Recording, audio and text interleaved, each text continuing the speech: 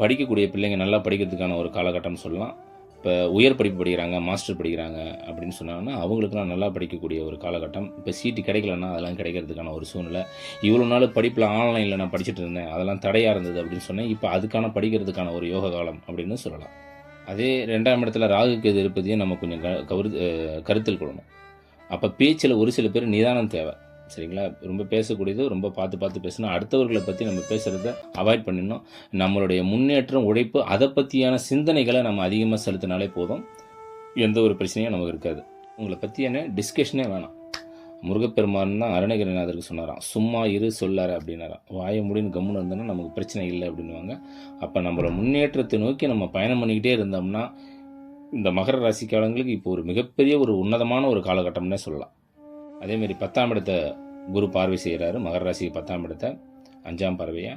அப்போ வேலையில் இருக்கவங்களுக்கு நல்ல பொருளாதாரம் முன்னேற்றம் என்பது இருக்கும். நிறைய பேருக்கு ப்ரமோஷன் கிடைக்கலன்னா ப்ரமோஷன் கிடைக்கிறதுக்கான சூழ்நிலை இருக்கும்.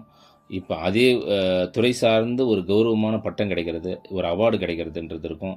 நிறைய பேர் ப்ரைவேட்டில் ஒர்க் பண்ணியிருப்பாங்க, அவங்களுக்குலாம் ஒரு பதவி உயர்வு, ப்ரமோஷன். அரசாங்கத்தில் வேலை செய்கிறவங்களுக்கும் நிறைய அனுகூலியமான ஒரு காலகட்டம்னு சொல்லலாம். பேர் இப்போ பட்டம், பதவி, ஒரு கௌரவமான பட்டங்கள் கிடைப்பதற்கான ஒரு அமைப்பு, இதெல்லாம் மகர ராசிக்கு இப்போ சிறப்பாக சொல்லலாம். இந்த 7.5 சனி முடிஞ்சதாலேயே நிறைய பேருக்கு ஒரு மனதில் இருக்கிற பாரங்கள்லாம் இறங்கின மாதிரி ஆகிடும். ஜோதிடர் சிவகுமரன், வேதவிஷன் கன்சல்டன்சி நேயர்களுக்கும் மற்றும் ஜோதிட ஆர்வலர்களுக்கும் வணக்கம். மகர ராசிக்கு 12ஆம் இடத்துல குரு பார்வை செய்கிறாரு.